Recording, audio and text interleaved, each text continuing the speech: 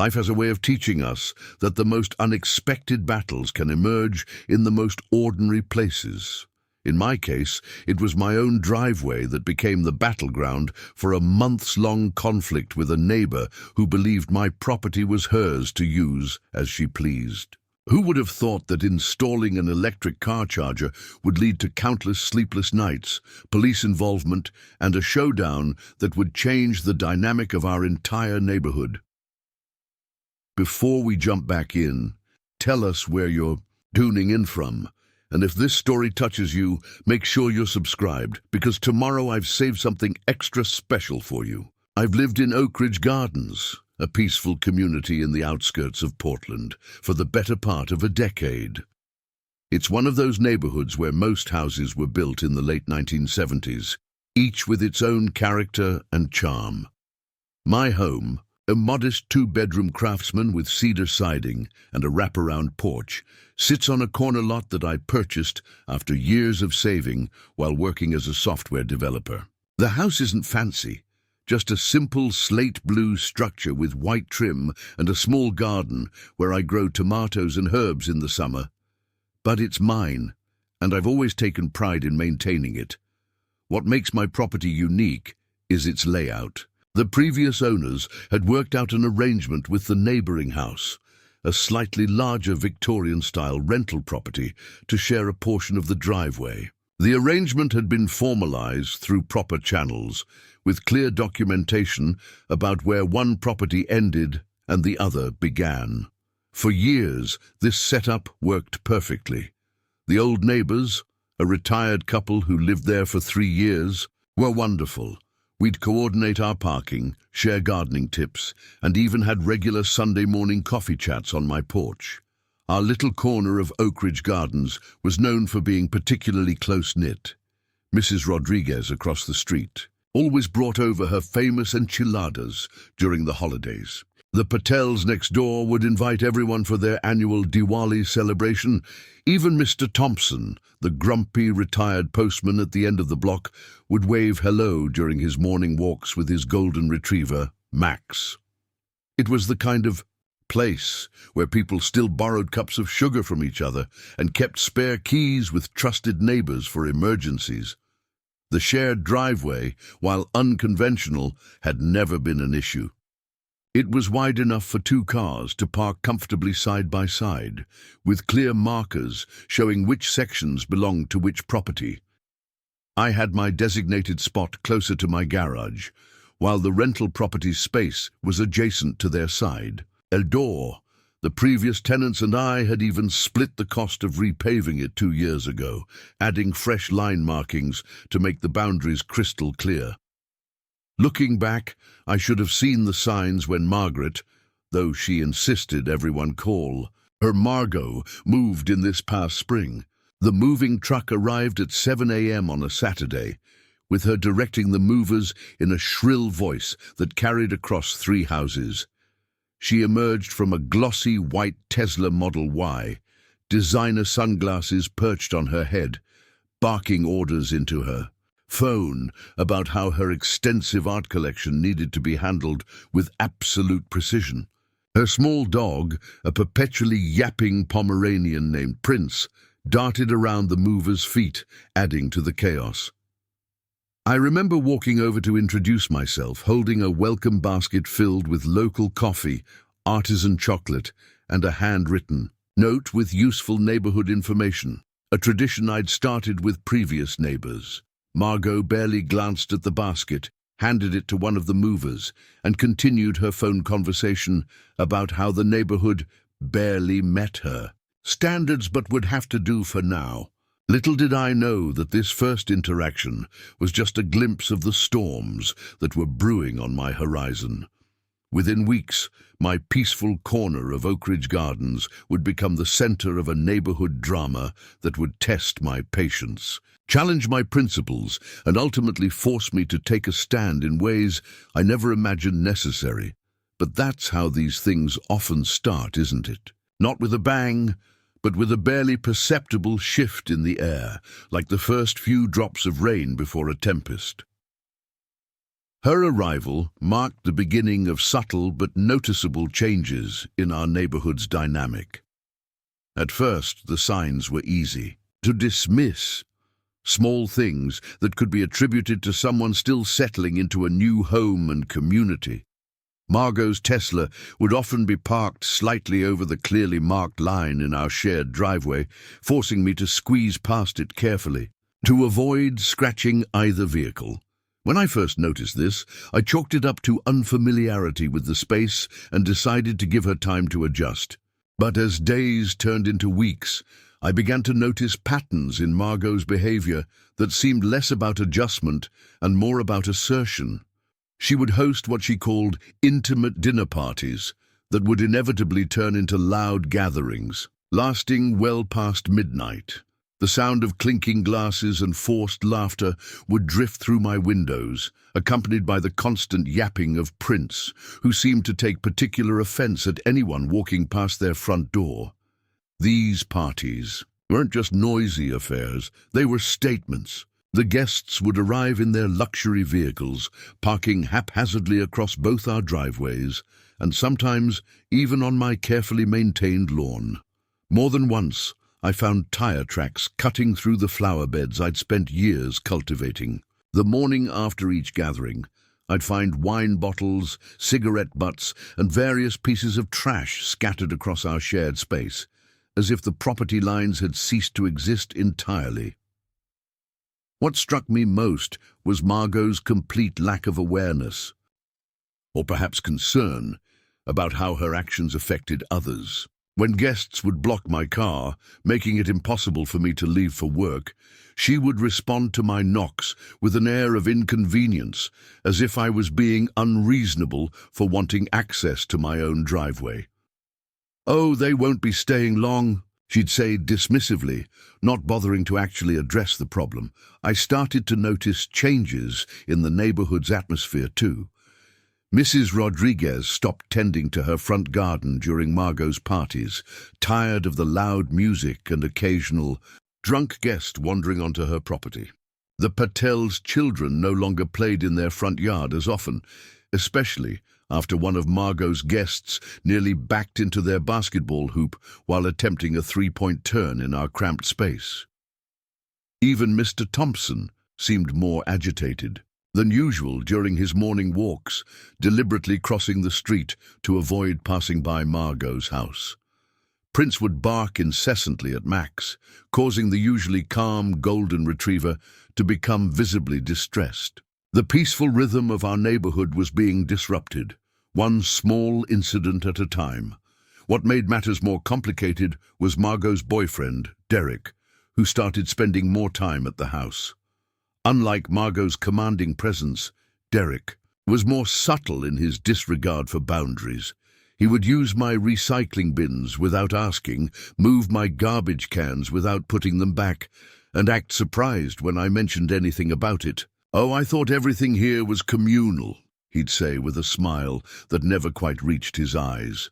I tried to maintain a diplomatic approach, reminding myself that good neighbors sometimes require patience and understanding. One morning, I decided to make another attempt at fostering a positive relationship. I saw Margot in the driveway, seemingly struggling with some grocery bags, and offered to help. Her response was telling.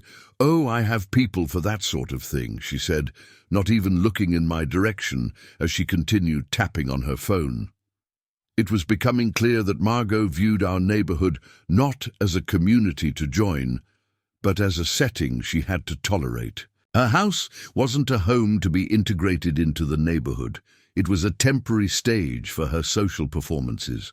The shared driveway wasn't a space for neighborly cooperation, but an extension of what she considered her territory. As I watched these changes unfold, I couldn't help but feel a sense of loss for the neighborhood harmony we'd once enjoyed. The weekly Sunday morning coffees with neighbors had become less frequent as people seemed to withdraw into their homes more. The casual waves and friendly chats across driveways had diminished, replaced by quick nods and hurried retreats indoors. Looking back, these early weeks were just the prelude to what was coming. If I had known then what challenges lay ahead, I might have approached things differently. But sometimes, the best way to learn about someone's true character is to watch how they handle the small things. And Margot was giving us quite a show. The transition from minor inconveniences to genuine concerns happened gradually, like watching storm clouds gather on a summer afternoon. What had started as occasional parking issues and noise disturbances began to take on a more troubling pattern. Margot's sense of entitlement seemed to grow with each passing week, extending beyond our shared driveway and into every aspect of neighborhood life. One particularly memorable incident occurred during the annual neighborhood block party, a tradition that had been going strong for 15 years. Usually hosted in the Patels' spacious backyard, it was a potluck affair where everyone contributed their signature dishes and helped with setup and cleanup. Margot arrived 2 hours late, empty-handed, except for a bottle of expensive wine that she kept to herself, and immediately began critiquing everything from the paper plates to Mrs. Rodriguez's authentic Mexican salsa. Preparing and narrating this story took us a lot of time, so if you are enjoying it, subscribe to our channel. It means a lot to us. Now back to the story. This is all so quaint, she announced loudly, her voice carrying across the yard. But really, if you want to do this properly, you should hire proper catering. I know several excellent firms that could elevate this. A whole, she waved her hand dismissively, situation. The uncomfortable silence that followed was broken only by Prince's incessant yapping at the children playing nearby. The block party incident was followed by a series of escalating boundary violations. Margot began using my garden hose without asking, leaving it uncoiled and stretched across the driveway. She'd reorganized the recycling bins to make room for her overflow of wine bottles, mixing up carefully sorted materials.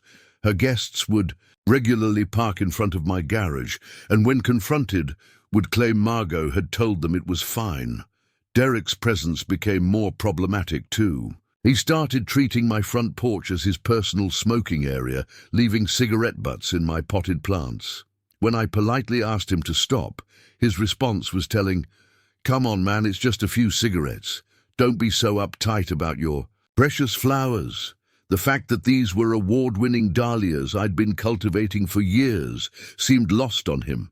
The situation with their dog, Prince, was becoming increasingly problematic. The Pomeranian had developed a habit of doing his business on my lawn, and neither Margot nor Derek seemed interested in cleaning up after him. When I brought this up, Margot's response was incredulous. "Prince is very particular about where he goes, and clearly he's chosen your yard as his preferred spot. You should be flattered. He has very expensive taste." But perhaps the most concerning development was Margot's attempt to assert control over shared spaces. She began placing her personal items, expensive outdoor furniture, potted plants, and even a small water feature, in the shared driveway area, gradually encroaching on my side.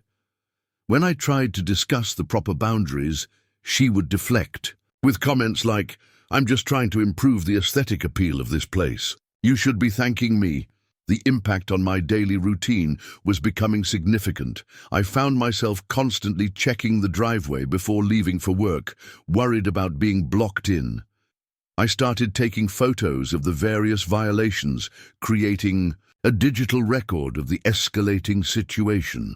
My once peaceful morning coffee on the porch became an exercise in tension, wondering what new boundary would be crossed that day. Other neighbors were experiencing similar issues. The Patels reported that Margot had been letting Prince run loose in their vegetable garden. Mrs. Rodriguez found her morning newspaper missing several times, only to discover it later in Margot's recycling bin. Even Mr. Thompson's daily walks were disrupted when Margot installed motion sensor lights that would flash aggressively whenever anyone passed by her house, causing Max to become anxious and disoriented. What made these violations particularly frustrating was Margot's reaction. whenever anyone tried to address them. She had mastered the art of playing the victim while being the aggressor. "I'm just trying to be part of the community," she would say, her voice dripping with false sincerity. "I don't understand why everyone here is so resistant to positive changes." The situation was creating a ripple effect throughout the neighborhood. The once open communication between neighbors became strained as people tried to avoid conflict while dealing with their own Margot-related issues. The sense of community we had built over years was being tested by one person's persistent disregard for boundaries and common courtesy. Looking back, these early violations were like the first cracks in a dam, seemingly small but indicative of the pressure building behind them. None of us could have predicted how these tensions would escalate when a new element was introduced to the situation, one that would push our neighborhood dynamics to their breaking point. The situation reached a new level of tension when Margot began organizing what she called her weekly wellness gatherings. These weren't just ordinary parties. They were elaborate affairs that turned our quiet street into something resembling a small-scale festival every Thursday night. The first one caught everyone by surprise, with valet parking attendants directing luxury cars onto people's lawns, and caterers setting up tables that sprawled across both our driveways. The noise was unprecedented.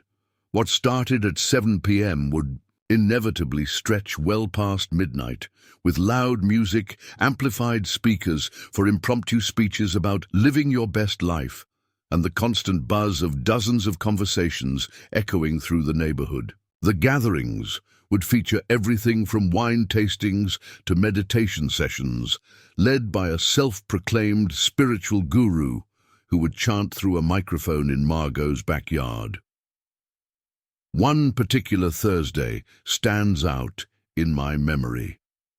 I had an important early morning meeting the next day and was trying to get some sleep when the sound of crystal glasses clinking and enthusiastic applause jerked me awake. It was 11:30 p.m., and Margot was giving an impromptu speech about manifesting abundance through her portable PA system.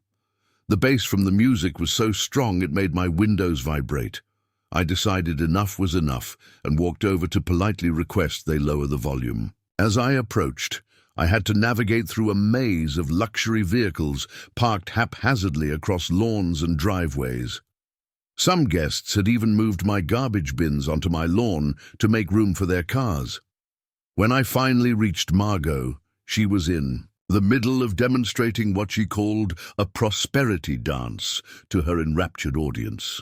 "Oh, you simply must join us," she exclaimed when she saw me, completely ignoring my attempts to discuss the noise level. "We're channeling the energy of success. Derek, darling, get our neighbor a crystal glass of that biodynamic wine we imported from Tuscany." The crowd of well-dressed guests turned to stare at me in my pajamas and robe, some with barely concealed amusement. "Margot, it's nearly midnight," I tried to explain. "People are trying to sleep. The music is too loud, and your guests have blocked my car again." She waved her hand dismissively, the numerous bangles on her wrist jingling.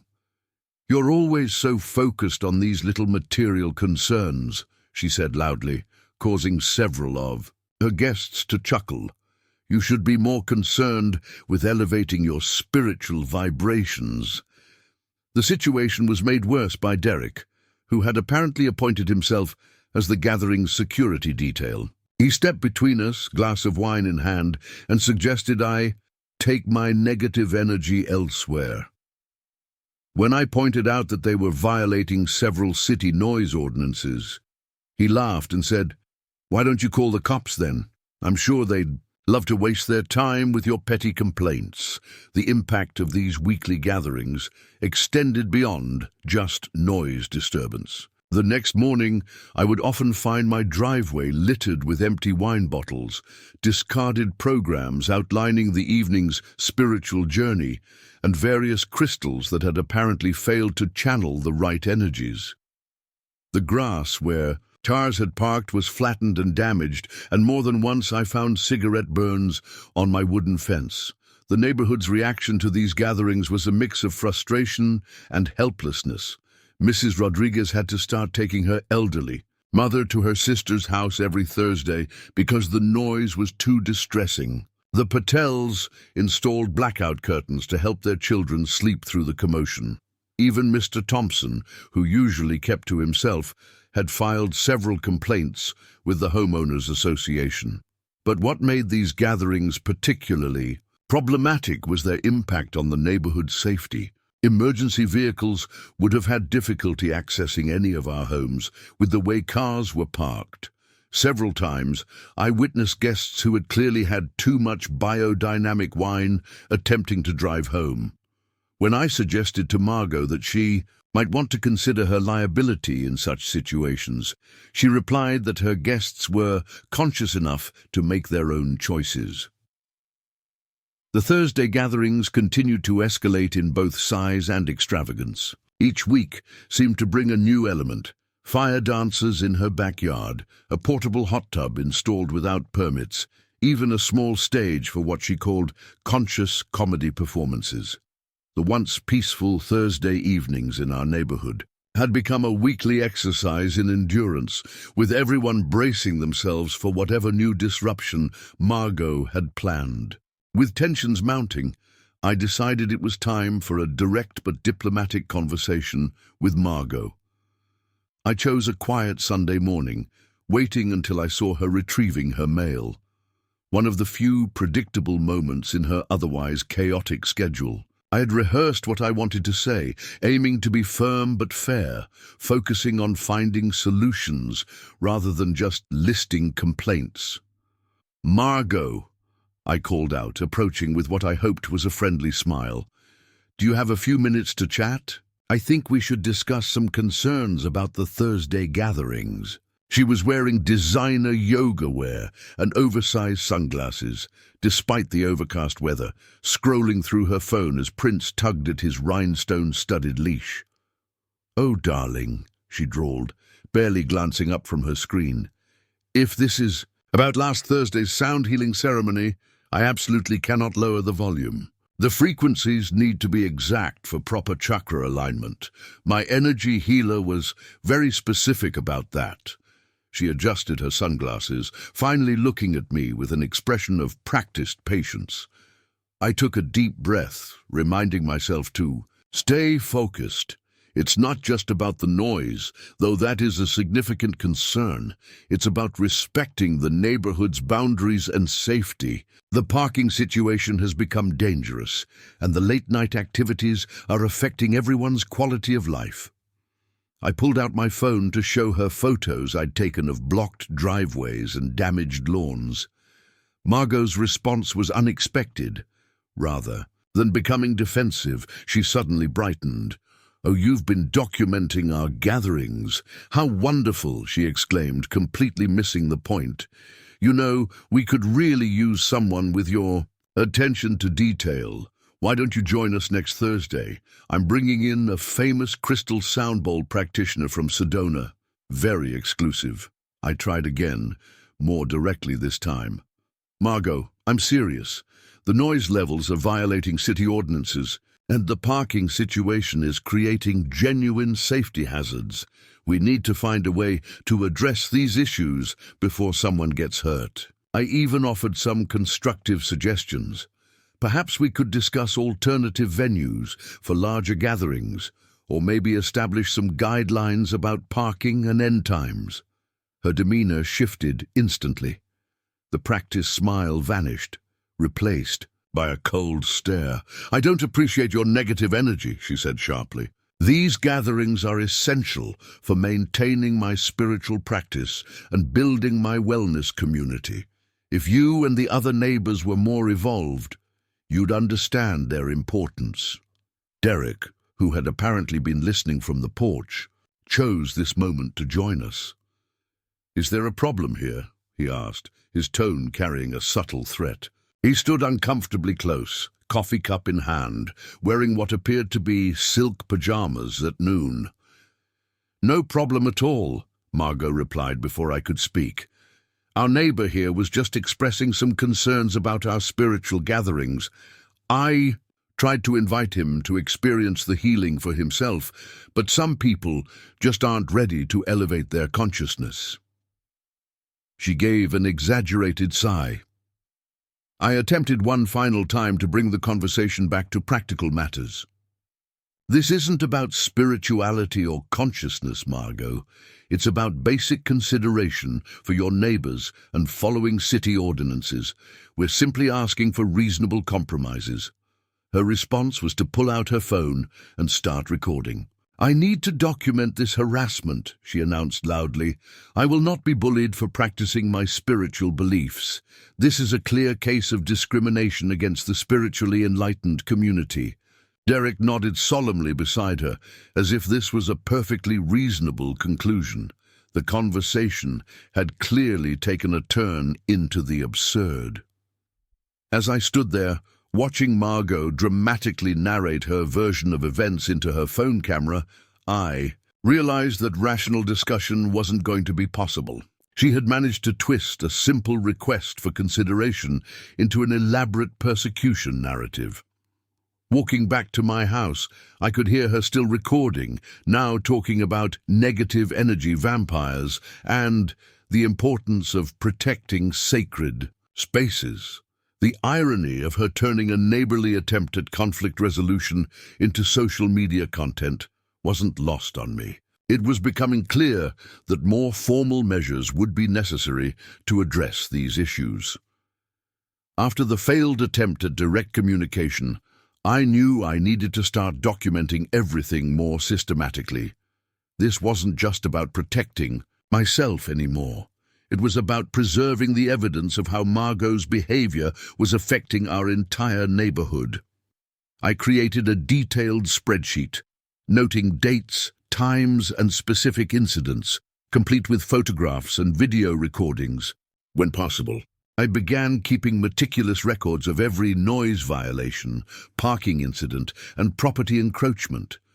My phone's photo gallery became an archive of evidence, timestamps of late-night noise disturbances, pictures of blocked driveways, videos of her guests' unsafe parking practices, and documentation of property damage. I even invested in a decibel meter app to record sound levels during her Thursday gatherings, readings that consistently showed violations of local noise ordinances. The process of documentation revealed patterns I hadn't fully noticed before. Margot's violations weren't random. They followed a predictable cycle. The Thursday gatherings would start precisely at 7 p.m., with the first parking violations occurring around 7:15 p.m. as her guests arrived. The noise levels would steadily increase, reaching their peak between 10 p.m. and midnight. The following morning, new forms of property damage would inevitably be discovered. I wasn't the only one keeping records. Mrs. Rodriguez had started photographing the tire tracks across her carefully tended flower beds. The Patels maintained a log of every time their driveway was blocked, preventing them from taking their children to early morning activities. Even Mr. Thompson, despite his usual reluctance to get involved in neighborhood affairs, had begun recording the times when Margot's guests' cars made it impossible for him to safely walk Max along the sidewalk. One particularly telling incident occurred when I was reviewing security camera footage from my doorbell camera. I discovered that Derek had been regularly moving my recycling bins in the middle of the night to make room for what appeared to be late-night deliveries, large boxes from various high-end retailers. The footage showed him casually relocating my property without any apparent concern for the fact that he was being recorded. I started carrying a small notebook with me, jotting down quick observations throughout the day. Tuesday, 3:15 p.m. Prince unleashed in my yard again. Damaged vegetable garden. Margot watched from her window, did nothing.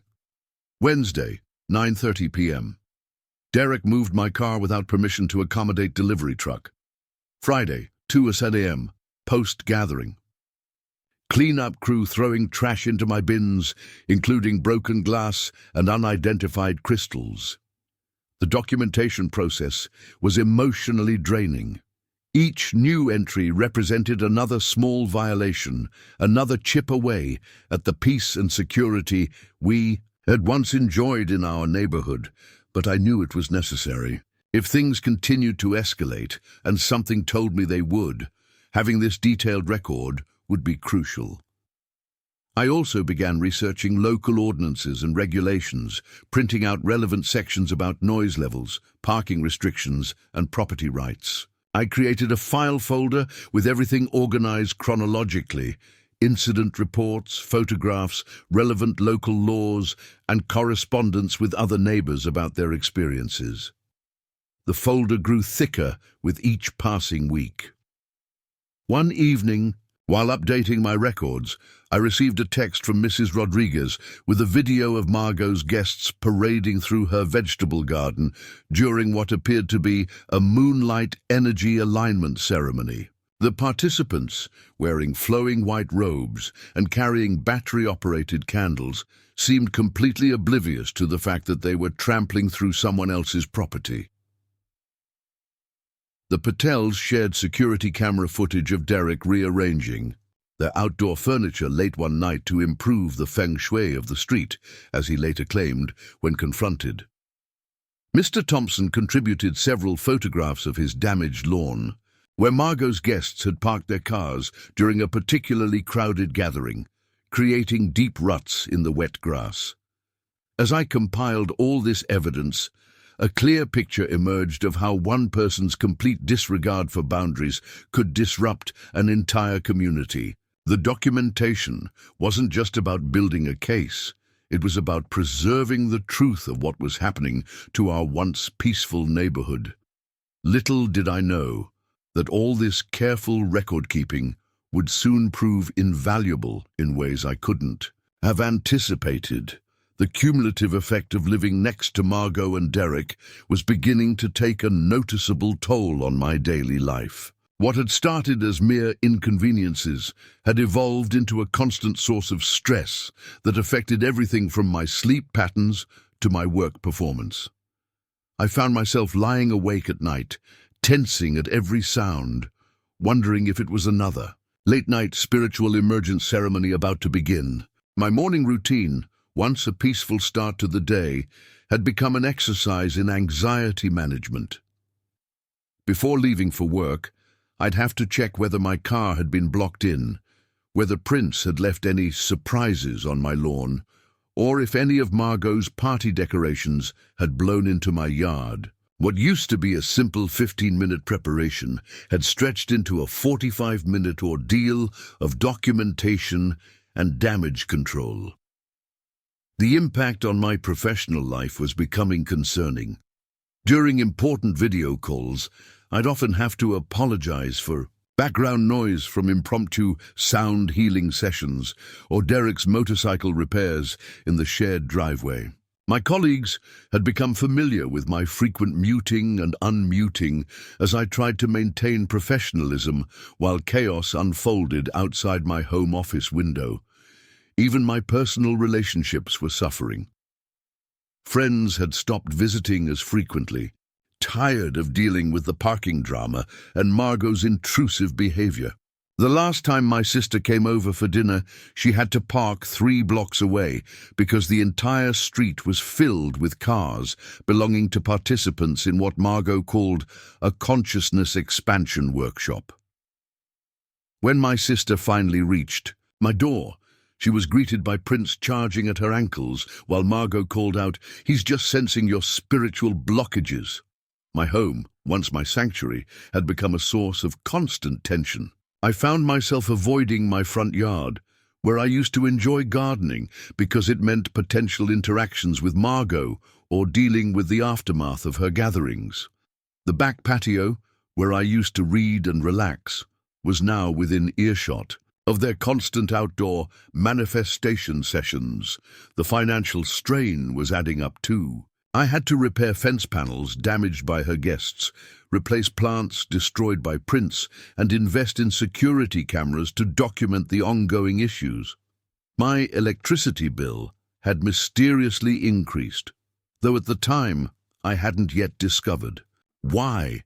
I even started paying for a monthly car wash subscription because my vehicle kept getting covered in dust and debris from their activities.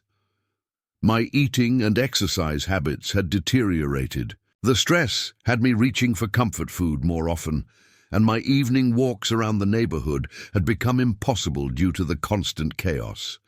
I found myself eating dinner later and later, waiting for their noise to die down so I could have a peaceful meal. Some nights I'd end up ordering takeout simply because I couldn't face using my kitchen, while another one of their gatherings spilled over into my space. The psychological impact was perhaps the most significant. I caught myself becoming hypervigilant, constantly checking my security cameras and jumping at unexpected sounds. My normally patient demeanor had given way to a constant state of irritation. Even small things, like finding one of Margot's cleansing sage bundles had set off my smoke detector, would send my blood pressure soaring. My neighbors were experiencing similar effects. Mrs. Rodriguez, usually the neighborhood's social butterfly, had become withdrawn and anxious. The Patel's children no longer played freely in their yard, confined to their backyard to avoid interactions with Margot's unpredictable guests. Mr. Thompson had started taking Max on walks at dawn to avoid encountering Prince and his aggressive barking.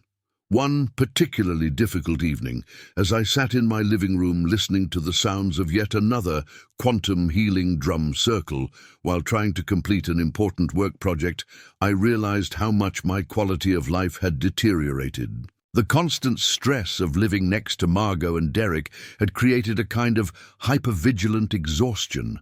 I was simultaneously always on edge and completely drained. The realization that this situation was affecting not just my comfort, but my health and well-being was a turning point. As I sat there, watching my hands shake slightly as I tried to type, I knew something had to change. The question was no longer whether to take action, but what kind of action would be most effective in restoring peace to our neighborhood. In the midst of dealing with the ongoing neighborhood drama, I made a decision that would unknowingly set the stage for an even bigger conflict. After months of research and saving, I decided to purchase an electric vehicle, a modest Hyundai Ioniq 5. It wasn't as flashy as Margot's Tesla, but it was environment-friendly and perfectly suited to my needs. This decision, while completely unrelated to the neighbor situation, would soon become central to our ongoing disputes. The purchase itself was a bright spot in what had become an increasingly stressful time. I'd done my homework, comparing different models, reading reviews, and calculating long-term savings on fuel costs. The Ioniq 5 wasn't just practical, it represented a personal commitment to reducing my carbon footprint. The sleek silver exterior and modern interior design were a bonus. But what really sold me was its impressive range and fast charging capabilities. My first few days with the car were a joy. The quiet drive was a welcome contrast to the constant noise from next door, and I found myself taking longer routes home just to enjoy the peaceful ride. Several neighbors, including Mrs. Rodriguez and the Patels, came over to admire the new addition, genuinely interested in learning about electric vehicles. Even Mr. Thompson stopped during his morning walk to ask questions about charging and range. However, the reality of EV ownership in our neighborhood soon presented itself. The nearest public charging station was several miles away, and relying on it would mean frequent trips and inconvenient waiting times. After calculating the time and effort involved in regular public charging visits, I realized I needed a more practical solution. A home charging setup would be essential for making the most of my new vehicle. I spent evenings researching home charging options, learning about level 2 chargers, amperage requirements, and installation considerations. The more I learned, the clearer it became that installing a home charging station would be a significant project. It wasn't just about buying the charger. It would require electrical work, permits, and careful planning to ensure everything was up to code. The shared driveway complicated matters. I needed to be particularly careful about where the charging station would be installed to ensure it wouldn't interfere with the existing property arrangement. I made detailed drawings of potential locations, considering factors like cable length, accessibility, and most importantly, ensuring it would be entirely on my property while still being convenient for daily use. I consulted with 3 different electrical contractors, each providing detailed quotes and installation plans. The first contractor immediately identified potential challenges with our older home's electrical system. The second suggested upgrades to the electrical panel would be necessary. The third, who ultimately won my business, provided the most comprehensive plan that included future-proofing considerations. The chosen location for the charger was on my side of the property, well within my boundaries, but still accessible from my usual parking spot. I made sure to review the property lines multiple times and even consulted the original property documents to confirm the placement would be completely legitimate. The last thing I needed was another point of contention with Margot and Derek. The installation process itself was scheduled for a Tuesday morning, specifically chosen because it wasn't near one of Margot's Thursday gatherings. I informed my neighbors about the upcoming work, not out of obligation, but as a courtesy. Mrs. Rodriguez and the Patels were supportive, curious about the process. Mr. Thompson just nodded his usual acknowledgement. Margot and Derek were nowhere to be seen when I tried to inform them, though I could hear Prince yapping inside their house. The installation day arrived, and the electricians worked efficiently, following all proper procedures and safety protocols. They installed a sleek, wall-mounted level 2 charger rated at 48 amps, capable of fully charging my Ioniq 5 overnight. The final setup looked professional and unobtrusive, with neat cable management and clear signage indicating it was a private charging station. The total cost, including the charger, installation, permits, and some necessary electrical upgrades, came to just over $2,000.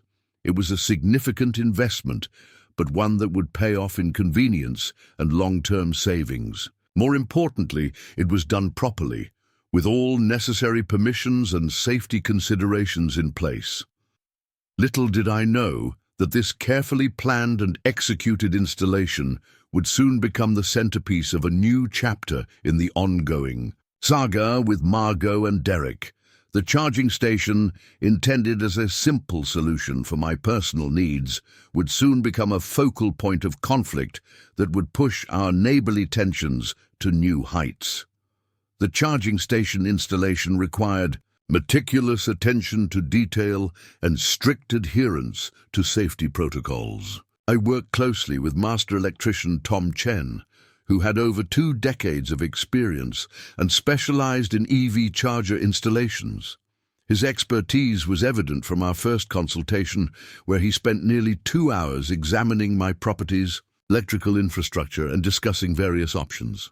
The process began with a comprehensive electrical assessment. Tom discovered that my home's electrical panel would need an upgrade to safely accommodate the new charging station.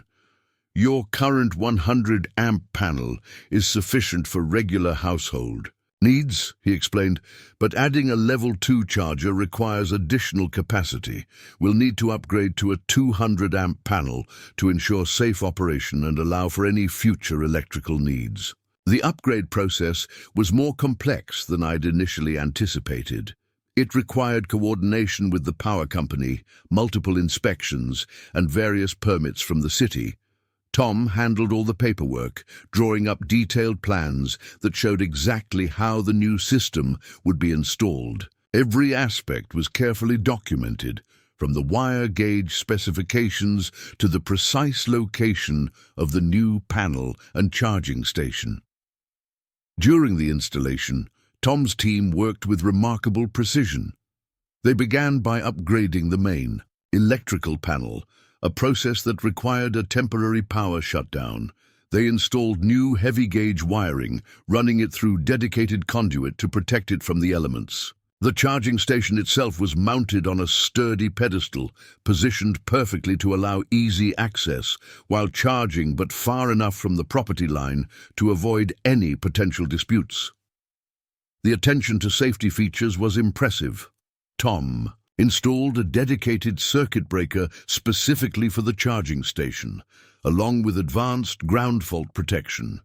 He also added surge protection to safeguard both the charger and my vehicle from electrical spikes. These safety features might seem like overkill, Tom explained, but when you're dealing with high-voltage electrical systems, you can't be too careful. The installation also included some thoughtful extras. Tom installed motion-activated LED, lighting around the charging area for better visibility at night. He added a weatherproof cover for the charging plug and made sure all cables were neatly concealed in professional-grade conduit. The final touch was a clear but unobtrusive sign that read "Private Charging Station, Authorized Use Only." Throughout the process, Tom emphasized the importance of proper documentation. He provided me with detailed receipts, warranty information, and maintenance guidelines. He also gave me a thorough walkthrough of the system, explaining how to use it safely and efficiently. "Keep these documents in a safe place," he advised. "They're important for your records and insurance purposes." The final inspection was conducted by the city's electrical inspector, who scrutinized every aspect of the installation. He checked the wiring, tested the safety systems, and verified that all components met current electrical codes. After a thorough examination, he signed off on the work, providing official documentation that everything was up to code. The total cost breakdown was significant but justified given the quality of work. Electrical panel upgrade, 1,200, charging station unit 600, installation labor 800, permits and inspections 300, additional materials, conduit wiring, safety features 400, LED lighting and weatherproofing 200. The grand total came to $3,500, more than my initial budget, but worth every penny for the peace of mind that came with knowing everything was done properly and safely. Tom provided a detailed invoice itemizing each expense, along with copies of all permits and certifications. The entire installation process took 3 days. Day 1, electrical panel upgrade and initial wiring. Day 2, charging station installation and safety system setup. Day 3, final connections, testing and inspection. By the end of the 3rd day, I had a fully functional, professionally installed charging station that could fully charge my Ioniq 5 in about 6 hours. The setup was clean, professional, and most importantly, completely legitimate and safe. I even had Tom add a usage meter to track electricity consumption, a detail that would prove invaluable later. The first sign of trouble came just 3 days after the charging station installation was complete. I'd settled into a comfortable routine of plugging in my Ioniq 5 each evening, knowing it would be fully charged for my morning commute. However, one Wednesday evening, I returned home to find something unusual. Margot standing near my charging station, examining it with what appeared to be more than casual interest. "Oh, this is just perfect," she exclaimed when she saw me, not bothering to step away from my property. "I've been thinking about getting a charging station installed, but now I won't have to. This one is so conveniently located." Her tone carried that familiar mix of entitlement and false pleasantry that I'd come to recognize all too well. I felt a knot forming in my stomach as I realized what she was implying. "Margot," I said carefully, "this is a private charging station. I had it installed for my personal use. It's connected to my electrical system and my meter." I gestured to the clear private charging station sign, hoping she would understand the obvious boundary. She laughed, that high-pitched, dismissive laugh that had become the soundtrack of our neighborly disputes. "Don't be ridiculous. It's in the shared driveway area. That makes it a shared amenity like the driveway itself. Besides," she added with a wave of her hand, My Tesla is much more expensive than your... She paused, looking at my car with barely concealed disdain, whatever that is. It deserves priority charging. Before I could respond, Derek emerged from their house, carrying what looked like a charging cable. "Hey, babe, I found the adapter," he called out, then stopped short when he saw me. "Oh, perfect timing. We were just checking out the new charging setup. Pretty nice of you to install this for the neighborhood." I felt my blood pressure rising but maintained my composure. "I think there's been a misunderstanding. This charging station was installed at my expense, on my property, and is connected to my electrical system. It's not a community resource." I pointed to the detailed documentation posted beside the station, including the permit numbers and my name as the owner. Margot's expression shifted from amusement to annoyance. "Well, that's rather selfish, isn't it? Here we are trying to build a community, and you're being so territorial. Energy is meant to be shared, you know. It's all about collective consciousness and shared resources." "This isn't about consciousness or community," I explained, trying to keep my voice level. "This is about property rights and electrical safety. The station is specifically designed and permitted for my use. Using it without permission would essentially be stealing electricity from me." Derek stepped forward, his presence slightly intimidating. "Come on, man, don't be so uptight. We're neighbors. Sharing is caring, right?" He dangled the charging adapter meaningfully. "Besides, our Tesla's charging system is way more sophisticated than whatever basic setup you've got here. It'll probably improve your whole electrical grid." I stood my ground. "I'm sorry, but the answer is no. The charging station is private property, just like my house or my car. I can't and won't authorize its use by anyone else." I pointed to the usage meter. "Any unauthorized use will be recorded and documented." Margot's face clouded over. "Well, I can't believe you're being so negative about this. This is exactly the kind of energy blocking that's holding back our neighborhood's vibrational frequency." She turned to Derek. "Come on, honey. We clearly need to sage the area to clear all this dense energy." As they walked away, I could hear Margot loudly complaining about materialistic neighbors and the death of community spirit. I stood there for a moment watching them retreat and couldn't shake the feeling that this was just the beginning of a new chapter in our ongoing conflicts. That night I made sure to enable all the security camera notifications and double-check that the charging station was secure. Something told me that Margot and Derek's interest in my charging station wouldn't end with this conversation. My instincts about Margot and Derek's intentions proved correct sooner than I expected. Just 2 days after our confrontation, I woke up early to prepare for an important client meeting, only to discover my Ioniq 5's charge level was significantly lower than it should have been.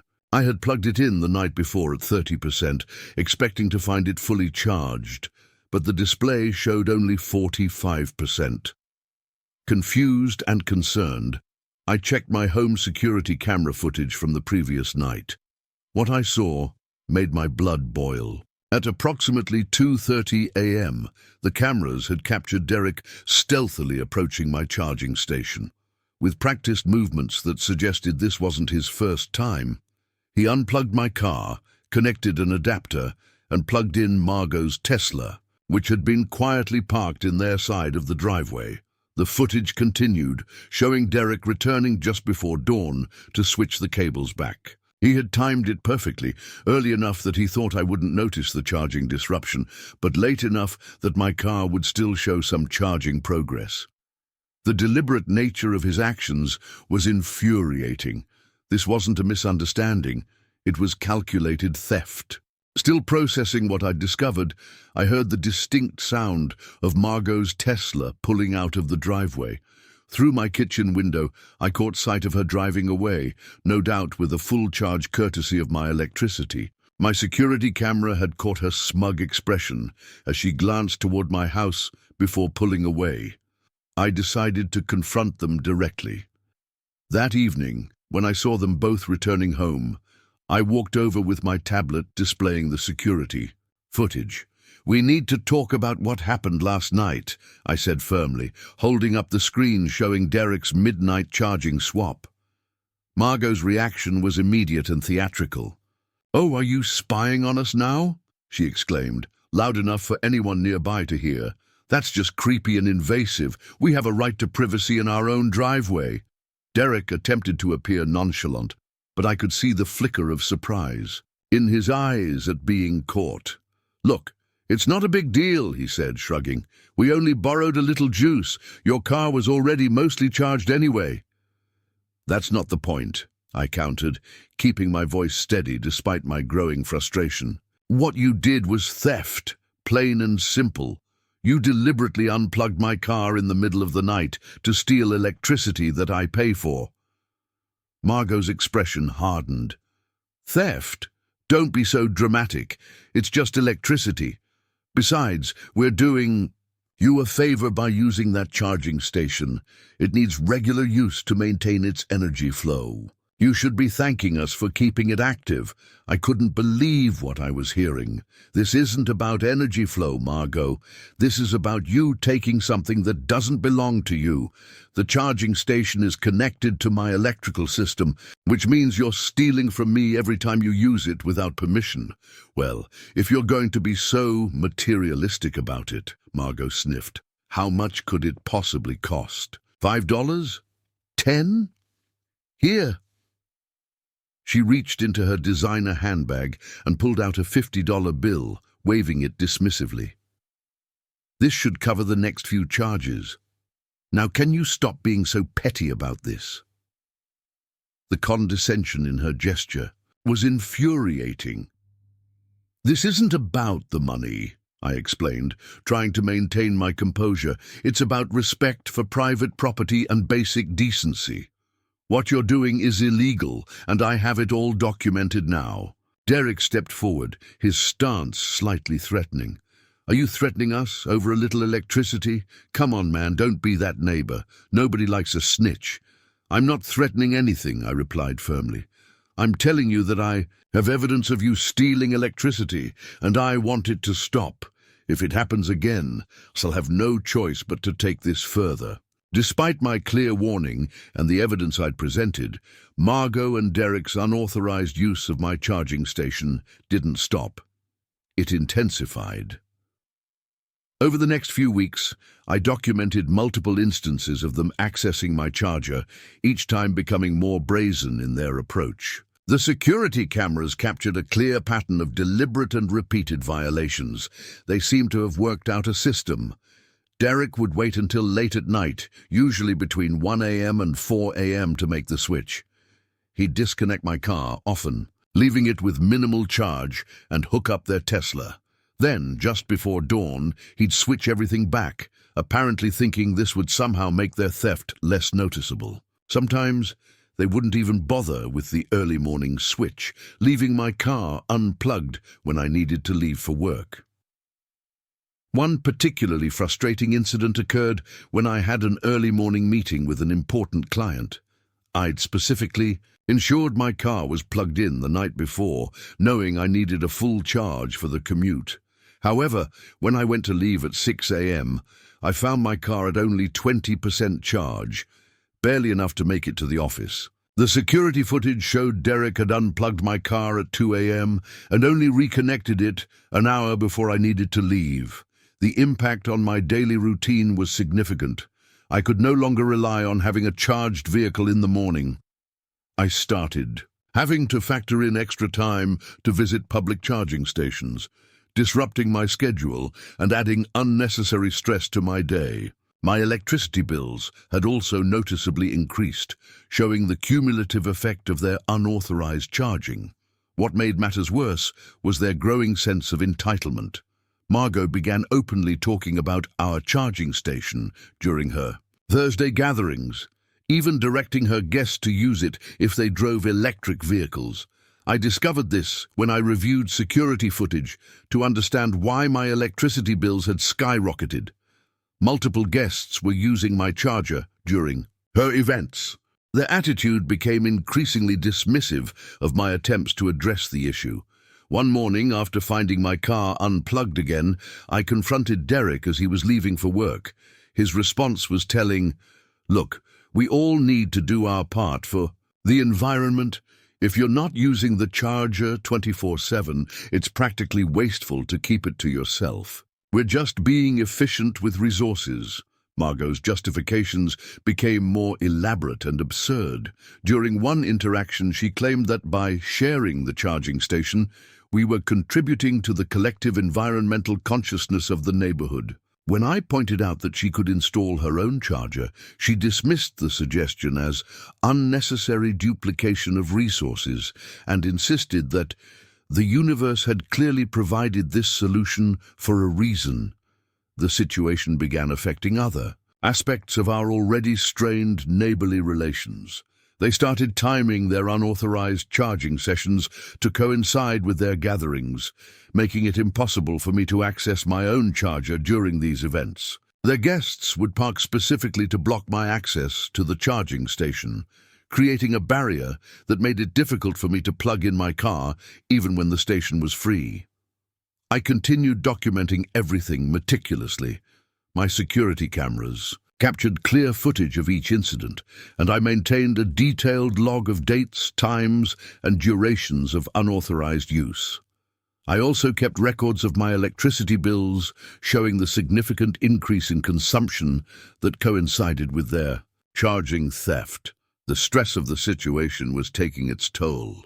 I found myself constantly checking the security camera feed on my phone, worried about when they would strike next.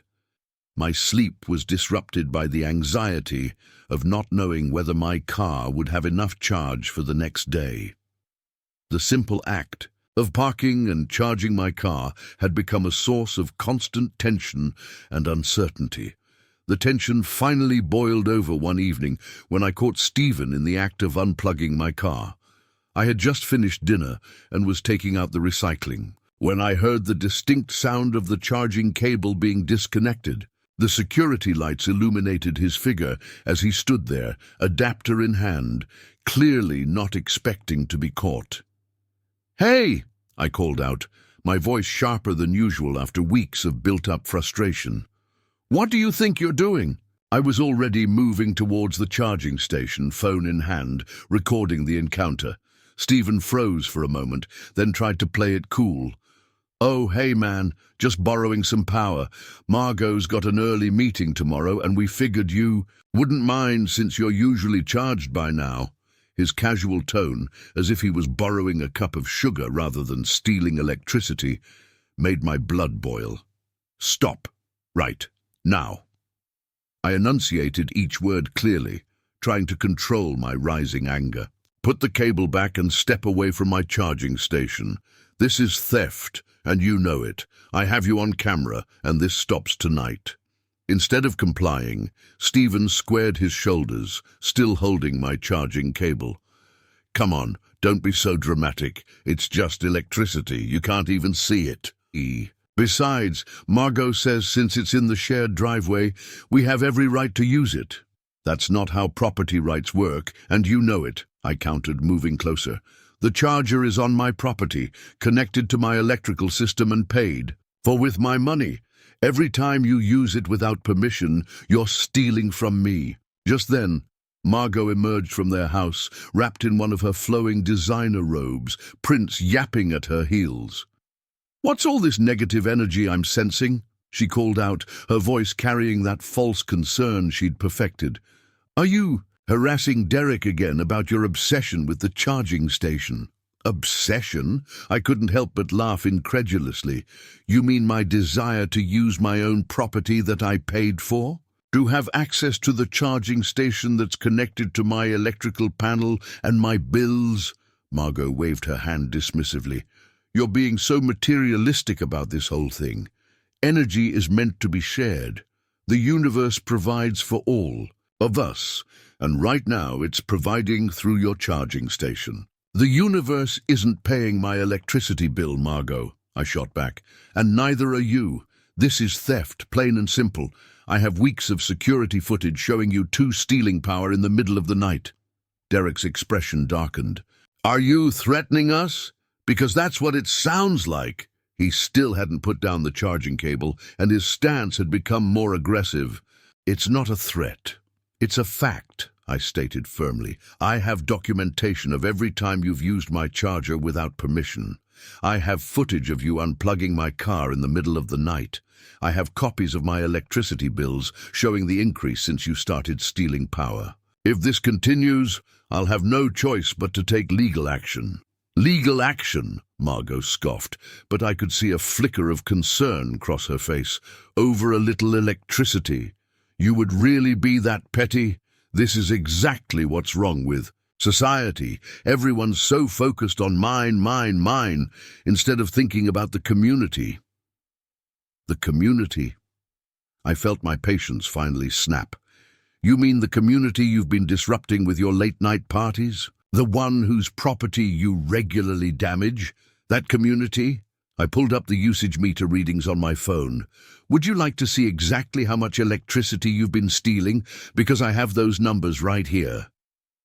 As I stood there, holding up my phone with the usage data, the tension in the air was palpable.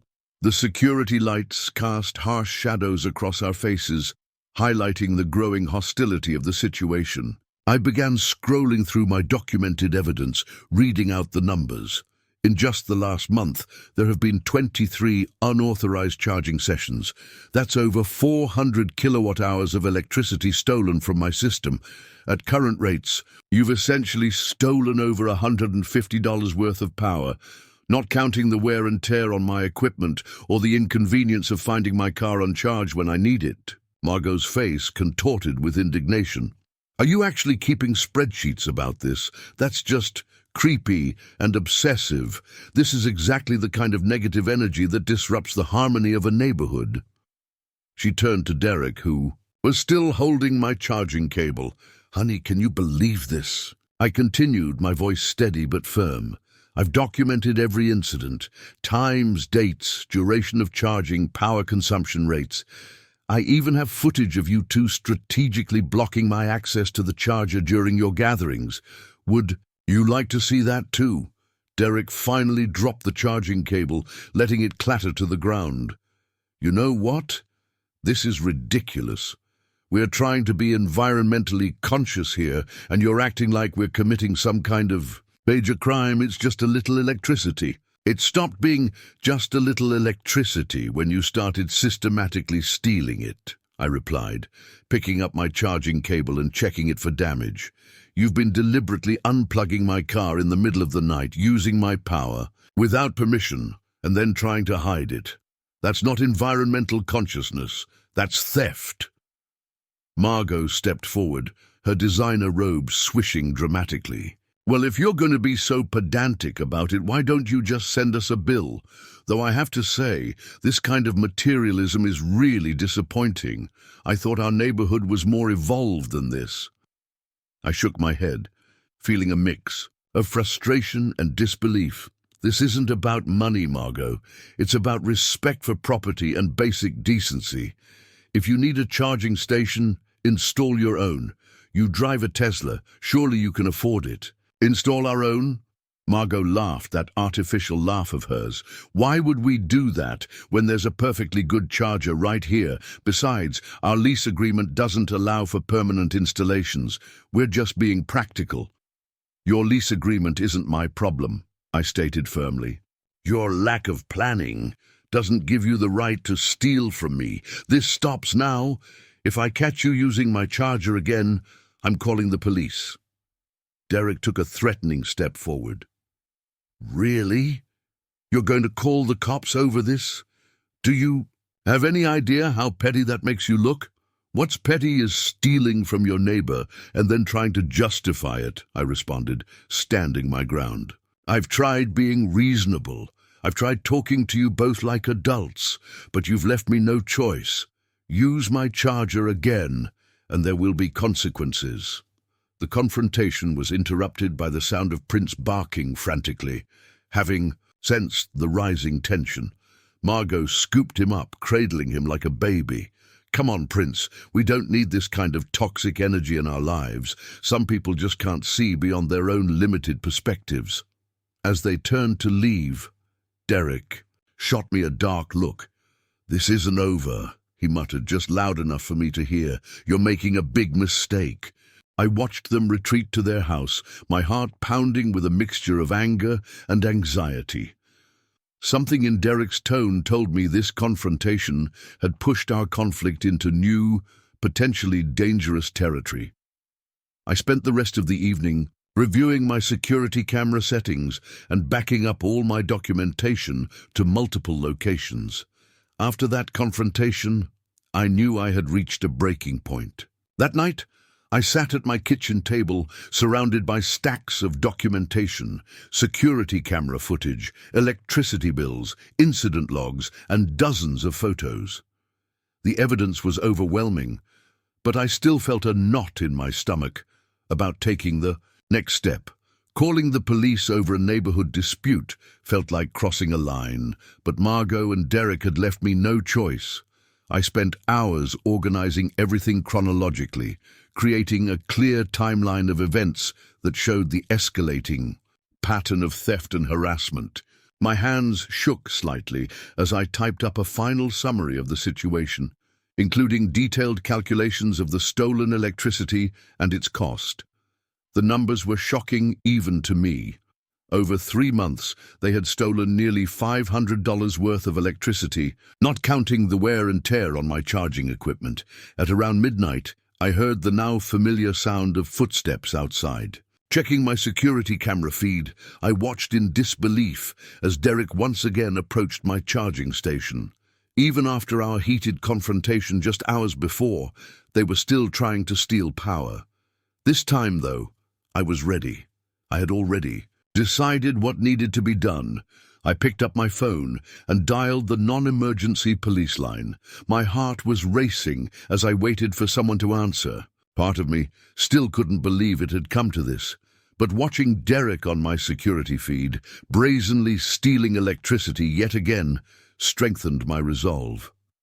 "Hello, I need to report an ongoing theft," I said when the dispatcher answered. My voice was steady despite my nerves. "My neighbors have been repeatedly stealing electricity from my electric vehicle charging station. I have video evidence of multiple incidents, including one happening right now." The dispatcher took my information efficiently, asking clear, direct questions about the situation. I explained the history of the problem, the previous confrontations, and the extensive documentation I had collected. When I mentioned the security camera footage of the current theft in progress, they assured me they would send officers to investigate. While waiting for the police to arrive, I continued watching the security feed. Derek had hooked up their Tesla and was now sitting in their driveway, presumably waiting for it to charge. The casual way he went about it, even after our earlier confrontation, showed just how entitled they felt to using my property. About 20 minutes later, I saw police cruiser lights reflecting off the houses in our quiet neighborhood. 2 officers approached my front door, and I met them with my tablet and documented evidence in hand. They were professional and took the situation seriously, especially when I showed them the live security feed of Derek using my charger without permission. "We've had similar cases recently," one officer explained. "With the increase in electric vehicles, electricity theft has become more common. Would you like to press charges?" The question hung in the air for a moment. This was the point of no return. "Yes," I replied firmly. "I've tried resolving this peacefully multiple times. They've left me no choice." The officers headed over to confront Derek, who was still sitting in the Tesla. I watched from my window as they approached him. His body language shifted from relaxed to defensive as soon as he spotted them. Even from a distance, I could see him gesturing animatedly, obviously trying to explain away his actions. Margot must have been watching too, because she burst out of their house in her designer robe, Prince tucked under her arm. Her voice carried across the driveway as she launched into an impassioned speech about community resources and shared energy.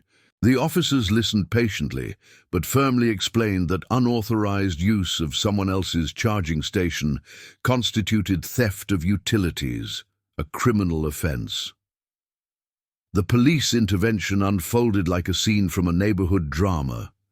The officers maintained their professional demeanor as they examined my evidence, while Margot's theatrical protests echoed through our once quiet street. Her voice grew increasingly shrill as she attempted to justify their actions to the unimpressed officers. "This is absolutely ridiculous," she exclaimed, still clutching Prince, who was yapping frantically at the police presence. "We're in a shared driveway. Everything here is communal property. This is nothing but an attempt to disrupt our spiritual practice of energy sharing." The first officer, a seasoned veteran named Officer Martinez, calmly reviewed the documentation I had provided, while her partner, Officer Chen, spoke with Margot and Derek. I could see Officer Martinez's eyebrows raise as she scrolled through the security footage on my tablet, particularly when she reached the clips showing their systematic late-night charging swaps. "Ma'am," Officer Chen addressed Margot firmly, "a shared driveway doesn't make privately installed equipment communal property. The charging station is clearly marked as private, and it's connected to your neighbor's electrical system. Using it without permission is theft of utilities." Derek attempted to interject with his usual casual dismissal. "Come on, officers. This is just a neighborhood disagreement. It's not like we're stealing anything valuable. It's just a little electricity." Officer Martinez looked up from my documentation. "Sir, theft of utilities is a serious offense in our state. Based on the evidence we're seeing here, this isn't a one-time incident but a pattern of deliberate theft. Your neighbor has documentation of multiple unauthorized uses, security camera footage, and detailed records of the power consumption." The reality of the situation seemed to finally hit Margot and Derek as Officer Chen began taking notes and asking specific questions about their actions. The facade of spiritual enlightenment began to crack, replaced by growing concern, as the officers explained the potential legal consequences of utility theft. But we're environmentally conscious citizens," Margot protested, her voice now tinged with panic. "We're just trying to reduce our carbon footprint. Surely you can't punish people for trying to save the planet." "Ma'am," Officer Martinez responded patiently, "if you're concerned about the environment, you have the option to install your own charging station or use public charging facilities. Taking someone else's electricity without permission is theft.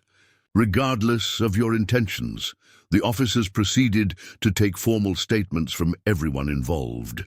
I provided them with copies of all my documentation, including the calculated value of the stolen electricity. They were particularly interested in the security footage, showing the systematic nature of the theft and the late-night timing of their activities. As the officers documented the scene, neighbors began peeking out their windows, drawn by the unusual sight of police cars in our typically peaceful street.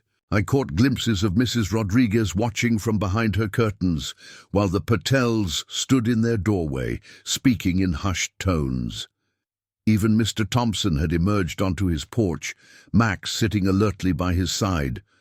The situation reached its climax when Officer Chen informed Margot and Derek that they would be receiving a citation for theft of utilities, and that the incident would be formally documented.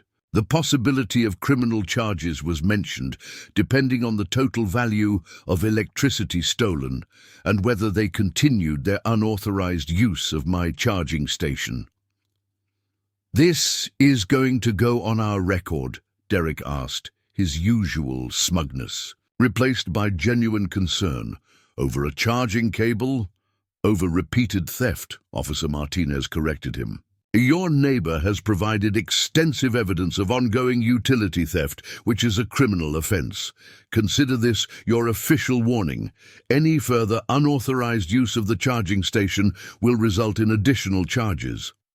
The immediate aftermath of the police intervention brought a temporary but tense peace to our neighborhood. As the police cruisers pulled away, their red and blue lights fading into the distance, an uncomfortable silence settled over our shared driveway. Margot and Derek had retreated into their house, but not before Margot shot me a look that could have frozen lava. The next morning, the effects of the previous night's events were immediately apparent. The usual sounds of Prince's morning barking were noticeably absent, and Margot's Tesla remained conspicuously unplugged. The shared driveway, which had been a battleground for so long, felt like a demilitarized zone. The silence was almost unsettling after months of constant conflict. As I prepared for work, I noticed various neighbors finding excuses to walk past my house, clearly curious about the previous night's events. Mrs. Rodriguez was checking her mail for the third time that morning. The Patels seemed to need multiple trips to their car. Even Mr. Thompson altered his usual walking route with Max to pass directly by our houses.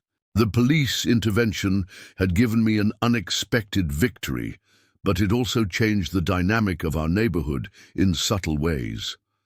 Some neighbors, like Mrs. Rodriguez and the Patels, seemed relieved that someone had finally stood up to Margot and Derek's entitled behavior. They started greeting me more warmly, sometimes stopping to chat where before they might have hurried past to avoid getting involved. However, Margot and Derek's response was more concerning. Instead of their usual bold misconduct, they adopted a different strategy.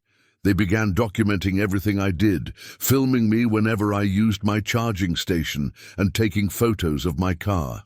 Margot would stand at her window, phone raised, recording my everyday activities as if building her own case against me.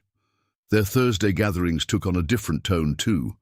While they were noticeably quieter, likely due to the police warning, the participants now gave me hostile looks whenever I passed. I could hear Margot regaling her guests with her version of events, painting herself as the victim of an energy-hoarding neighbor who called the cops on a peaceful community member. Derek's passive-aggressive behavior escalated in other ways. He started parking his car as close to the property line as possible, making it difficult for me to access my charging station without squeezing past his vehicle. He would rev his motorcycle engine whenever I was on work calls, and accidentally bounce basketballs off my car when practicing shots in the driveway. The tension was palpable, but at least they weren't stealing my electricity anymore. I maintained my vigilant documentation, knowing that any slip in attention might give them an opportunity to resume their theft. The security cameras remained active, and I kept detailed logs of any suspicious behavior, just in case I needed to involve the authorities again. One particularly memorable incident occurred about a week after the police visit. I was returning home from work when I found Margot hosting what she called an energy cleansing ceremony in the shared driveway. She had set up a circle of crystals around my charging station and was burning sage while chanting something about clearing negative vibrations. We're just trying to restore the spiritual balance that was disrupted by your aggressive actions, she explained loudly when she saw me, making sure her guests could hear. This space used to be filled with community energy before you poisoned it with your materialistic concerns. I chose not to engage, simply documenting the incident and ensuring she wasn't actually damaging anything. The security cameras captured the entire scene, including her theatrical performance and the confused looks of passing neighbors. It was clear that while the police intervention had stopped the electricity theft, it had opened up a new chapter in our ongoing conflict. After weeks of enduring Margot and Derek's new tactics of harassment, I realized I needed a more permanent solution to protect my charging station. While they weren't actively stealing electricity anymore, their constant surveillance, intimidation attempts, and spiritual ceremonies around my property had created an uncomfortable and potentially volatile situation. I reached out to Tom Chen, the master electrician who had installed the original charging station, to discuss my options. He arrived early one Saturday morning, carefully assessing the situation while I explained the recent events. His expression grew increasingly concerned.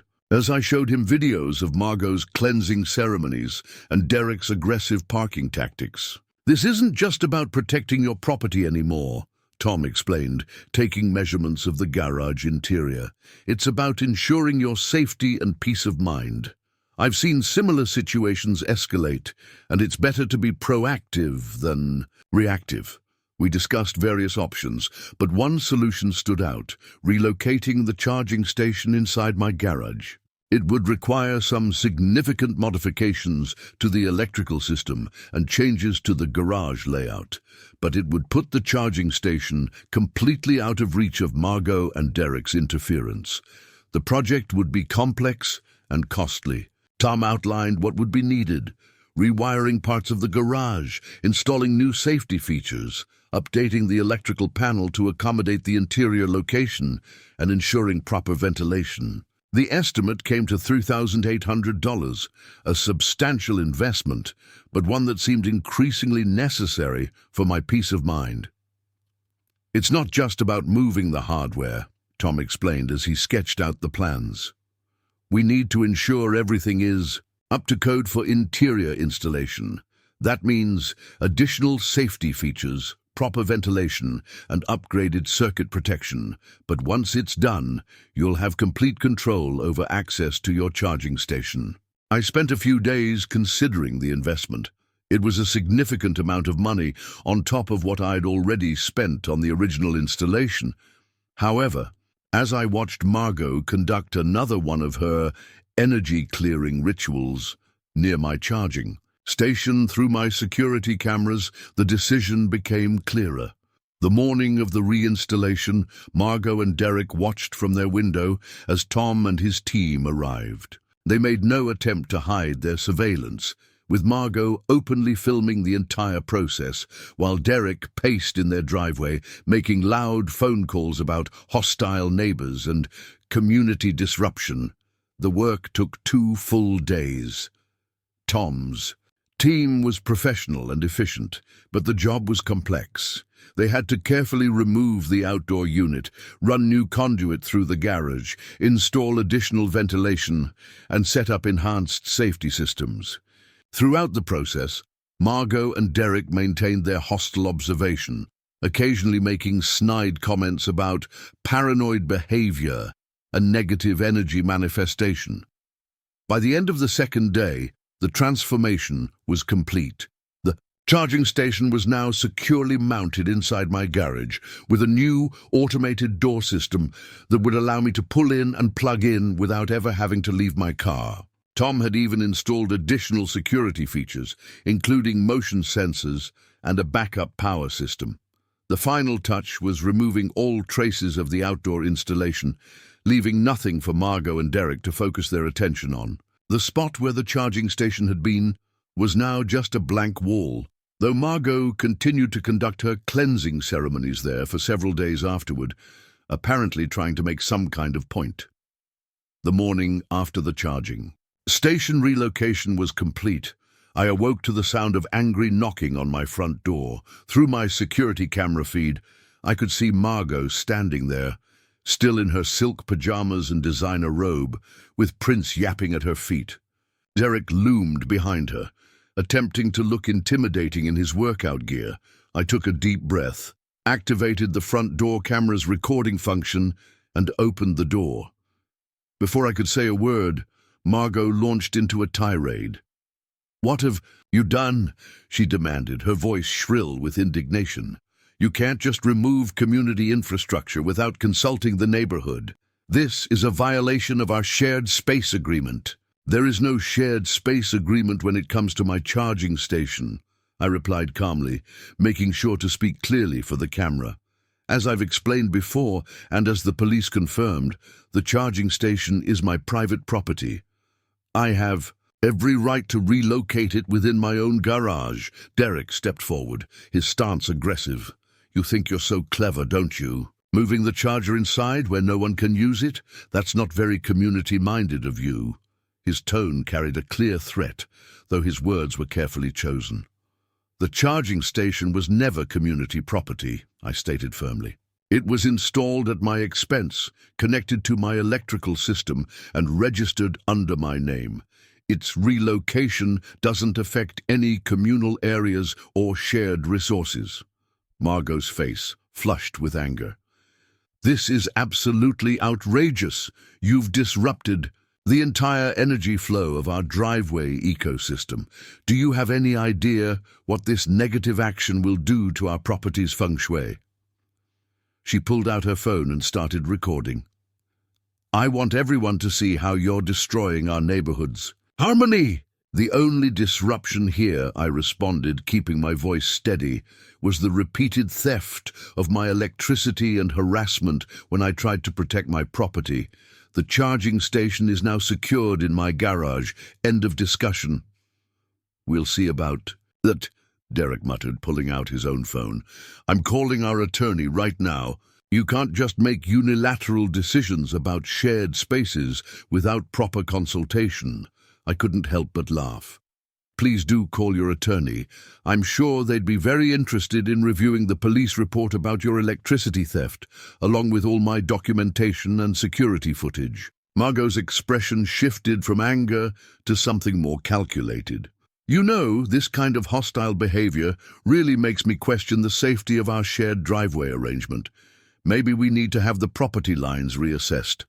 I'm sure our landlord would be very interested in knowing how you've been harassing us." "Feel free to contact your landlord," I replied. "I have copies of all property documents, permits, and the original shared driveway agreement.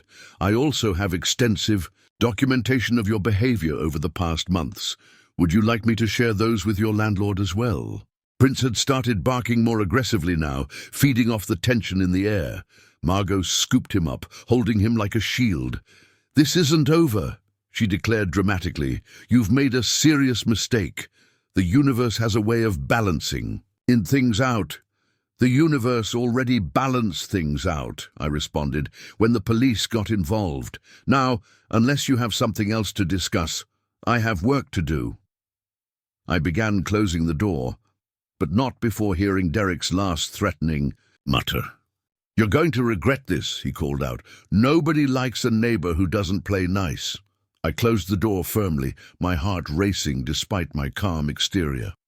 Through the security feed, I watched them storm back to their house, Margot gesticulating wildly, while Derek spoke animatedly on his phone. I knew this wasn't the end of their retaliation, but at least my charging station was now secure.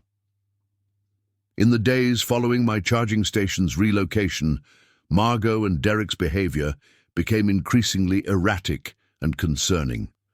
Their initial threats evolved into a campaign of petty harassment that seemed designed to make my life as difficult as possible. But everything came to a head one evening in a way I hadn't expected.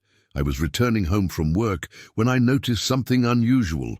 Derek was attempting to install what appeared to be their own makeshift charging solution in the shared driveway. He had run an extension cord from their garage outlet across the driveway and was trying to set up some kind of portable charging adapter for their Tesla.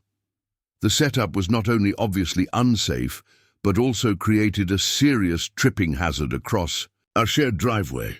Electrical cords were strewn haphazardly across the pavement, and the portable charging unit looked like it had been cobbled together from various components that weren't meant to work together. As I pulled into my garage, I immediately called the non-emergency police line. "I need to report a hazardous electrical setup in my driveway," I explained, describing the dangerous arrangement Derek had created. While I waited for the police to arrive, I documented everything with my phone, taking photos and videos of the unsafe installation.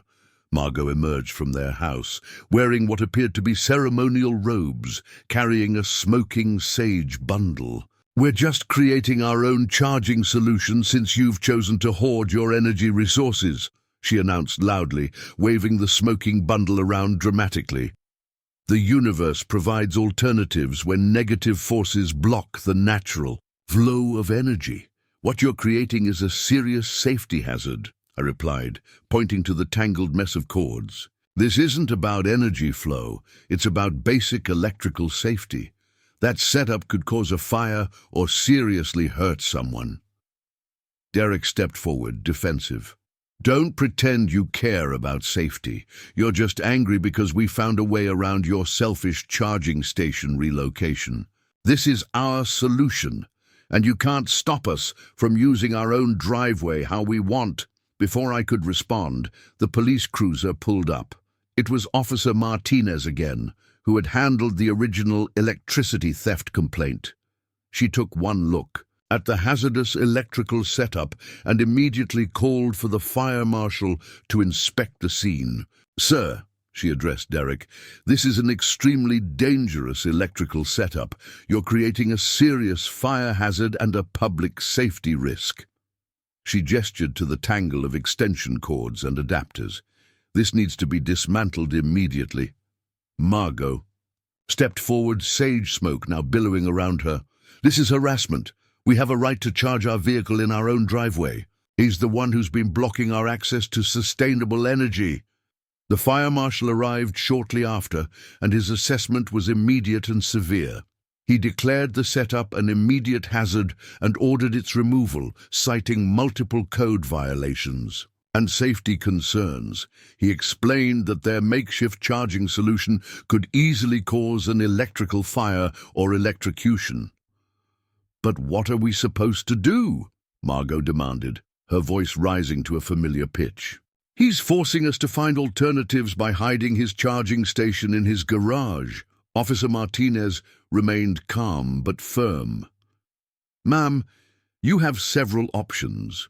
You can install a proper, code-compliant charging station, use public charging stations, or arrange for professional installation of appropriate charging equipment. What you cannot do is create a safety hazard in a shared space." The presence of the police and fire marshal finally seemed to break through Margot and Derek's sense of entitlement, as they were ordered to immediately dismantle their dangerous charging setup. The reality of their situation appeared to sink in. The fire marshal's stern warning about potential fines and liability issues if they attempted anything similar in the future seemed to particularly impact them. While Derek sullenly collected the tangled mass of extension cords and adapters, Officer Martinez pulled me aside to discuss the ongoing situation. She reviewed my latest documentation and security footage, noting how the pattern of harassment had evolved since their initial electricity theft had been stopped. "What they attempted here today could have had serious consequences," she explained. "Creating fire hazards in shared spaces isn't just dangerous, it's legally actionable.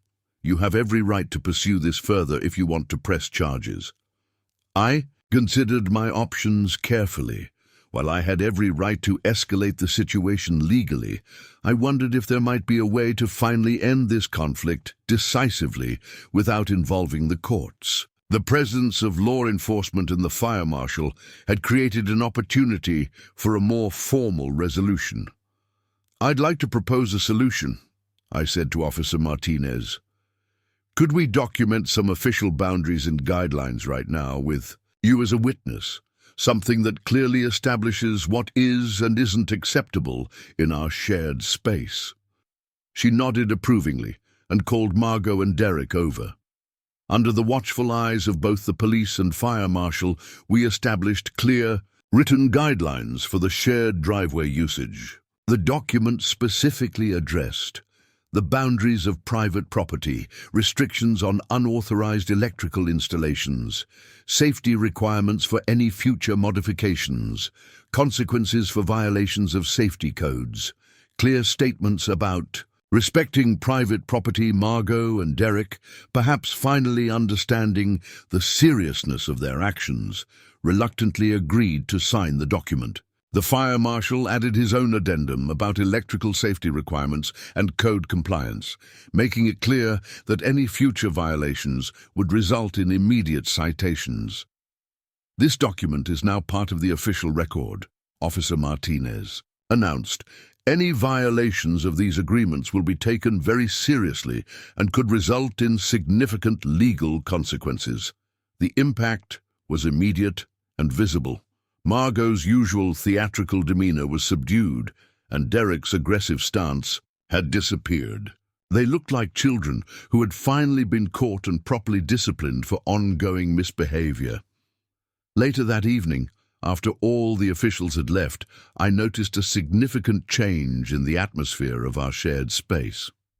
The usual tension was replaced by an awkward but peaceful quiet.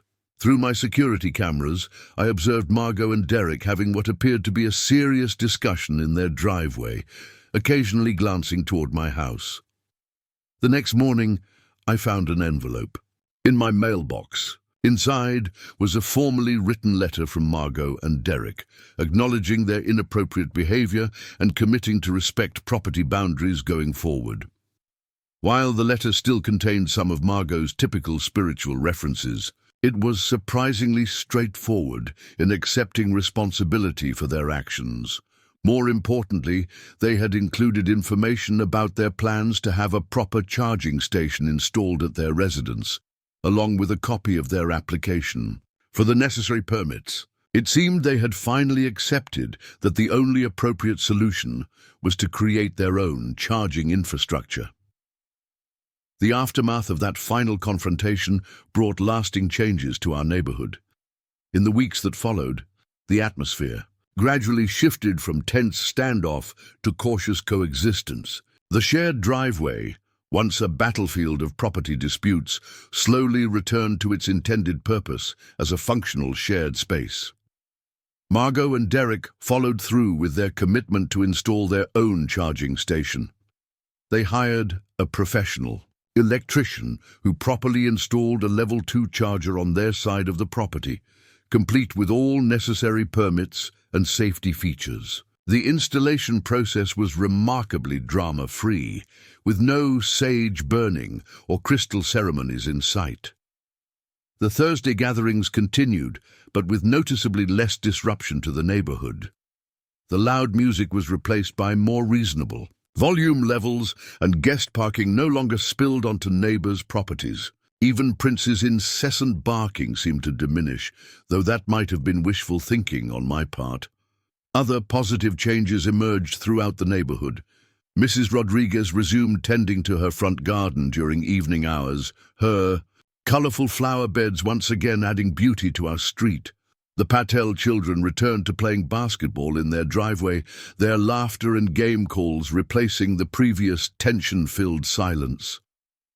Mr. Thompson and Max resumed their normal walking route, no longer crossing the street to avoid our section of the neighborhood. My daily routine returned to normal as well. The security cameras remained active, but I found myself checking them less frequently. My electricity bills stabilized at their previous levels, and I could reliably count on having a fully charged car each morning. The stress that had become a constant companion over the months of conflict gradually dissipated. Perhaps most surprisingly, Margot and Derek's behavior underwent a subtle but significant transformation. While we never became friends, they developed a basic respect for boundaries. Our interactions became civil, if minimal. They even began properly maintaining their side of the shared driveway, a small but meaningful gesture of newfound consideration. 1. Morning, about 2 months after the final confrontation. I overheard Margot giving advice to a new neighbor about installing their own charging station. "It's really important to do it properly," she said, without a hint of irony. "You need to get all the right permits and use a certified electrician. Safety first, you know." The incident became something of a cautionary tale in our neighborhood, occasionally referenced during community meetings when discussions about shared spaces and property rights arose. It served as a reminder that clear boundaries and mutual respect are the foundation of any peaceful community. Looking back, the whole experience taught me valuable lessons about standing up for one's rights while maintaining composure in the face of unreasonable behavior. The documentation and security measures that had seemed excessive at the time proved essential in resolving the conflict. Sometimes, the best way to handle difficult neighbors is through a combination of firm boundaries, clear evidence, and proper channels of authority. As I pull into my garage each evening now, plugging my car into the securely installed charging station, I appreciate the peace that comes with resolved conflicts and respected boundaries. The saga of the charging station theft became just another chapter in our neighborhood's history, a reminder that sometimes the path to harmony requires standing firm against those who would take advantage of others' goodwill. 3 months after our final confrontation, an unexpected package arrived at my door. Inside was a formal letter from the Homeowners Association, along with several documents that made me smile. The HOA had used our case to establish new neighborhood guidelines for EV charging installations, citing our conflict as a catalyst for needed change. More surprisingly, Margot had been instrumental in drafting these guidelines. Her experience as the problem neighbor had apparently transformed her into an advocate for proper EV charging protocols. The new rules included detailed specifications for installation, clear guidelines about shared spaces, and explicit statements about electricity theft. The irony wasn't lost on me when I saw her name listed as part of the HOA's newly formed Sustainable Energy Committee. She had channeled her enthusiasm for energy sharing into something constructive, helping other neighbors navigate the complexities of EV charging installation. Derek, too, had undergone a transformation. He now drove for a rideshare service, using their Tesla, and I occasionally saw him explaining to passengers the importance of having proper home charging set up. Their charging station, professionally installed and properly permitted, had become a point of pride rather than contention. The shared driveway had returned to its intended purpose. Their Thursday gatherings continued, but with a different focus. They'd become informal information sessions about sustainable living and proper EV charging etiquette. Even Prince had calmed down, though he still gave my car suspicious looks. When I pulled into the garage, a full 6 months had passed when our neighborhood experienced an unexpected visitor, a local news crew doing a story on the growing trend of EV charging stations in residential areas. They had heard about our case through the HOA's new guidelines, which had gained attention as a model for other communities. The reporter asked if I would share my experience, but before I could respond, Margot approached with surprising enthusiasm. "You should interview both of us," she suggested. "It's a story about learning and community growth." She caught my startled look and added, "If that's okay with you, of course." The resulting news segment featured both our perspectives, my documentation of the original conflict and Margot's candid admission of her past behavior. The reporter was particularly interested in how the situation had led to positive changes in neighborhood policies. The segment ended up winning a local journalism award for community reporting. More importantly, it was used by several other HOAs as a case study in developing their own EV charging guidelines. Our story had become a template for preventing similar conflicts in other neighborhoods. The final irony came when Margot was invited to speak at a local sustainability conference about building community consensus around EV infrastructure. She even credited our conflict with helping her understand the importance of proper procedures and respecting property rights. As I watched her presentation being shared on local social media, I couldn't help but appreciate how sometimes the worst conflicts can lead to unexpected positive changes. Our neighborhood had not just returned to normal, it had evolved into something better. Up next, you've got 2 more standout stories right on your screen. If this one hit the mark, you won't want to pass these up. Just click and check them out.